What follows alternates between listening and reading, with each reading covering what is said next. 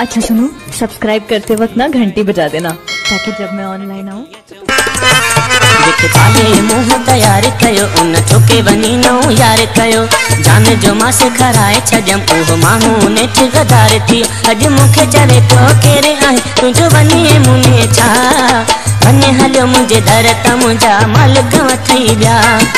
वने हलो मुझे दर तमुजा मालिक वथई ब्या जेके पाले मुंह तैयार कयो उन छोके वनी नो यार कयो जान जो मास खराए छजम ओह माहू नेठ गदार थी अज मुखे चले तो केरे आए तुझो वनी मुने छा वने हलो मुझे दर तमुजा मालिक वथई ब्या वने हलो मुझे दर तमुजा मालिक वथई ब्या जो भली मुखे न चवे पर धिकार न छड़े हा जो भली मुखे न चवे पर धिकार न छड़े हा रही वना हा उन में आऊं जाए जमीन जड़े हा हुन मुखे चयो अज खां पोइ मुंह में रख उम्मीद न का वन हलो मुझे दर तमुजा मालिक वथई ब्या वन हलो मुझे दर तमुजा मालिक वथई ब्या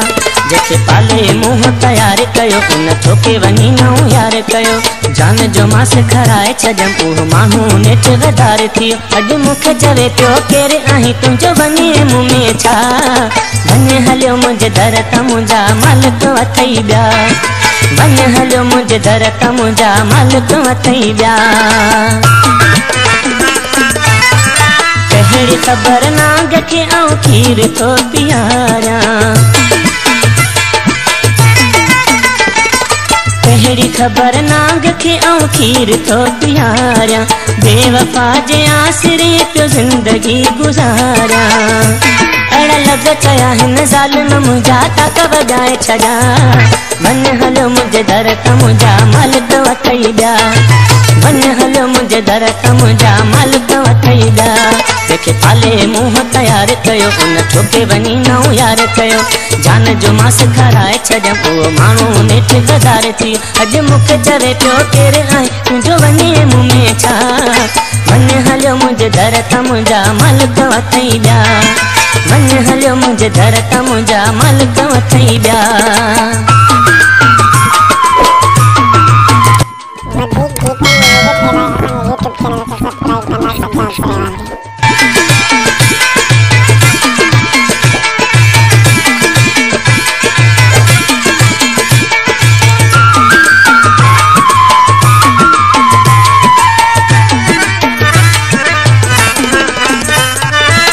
ज़माजी अख खुलिया जॾहिं चोट लॻिया हाणे ज़माजी अख खुलिया जॾहिं चोट लॻिया ख़ासि ख़ैली चए मुंहिंजी चङाई हुन विसारे छॾिया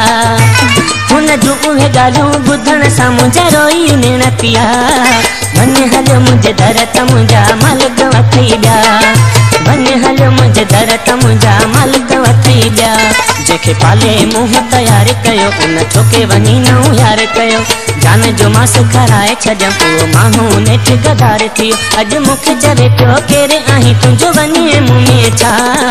वन हलो मुझे दर तमुजा मालिक वथई ब्या वन हलो मुझे दर तमुजा मालिक वथई ब्या वन हलो मुझे दर तमुजा मालिक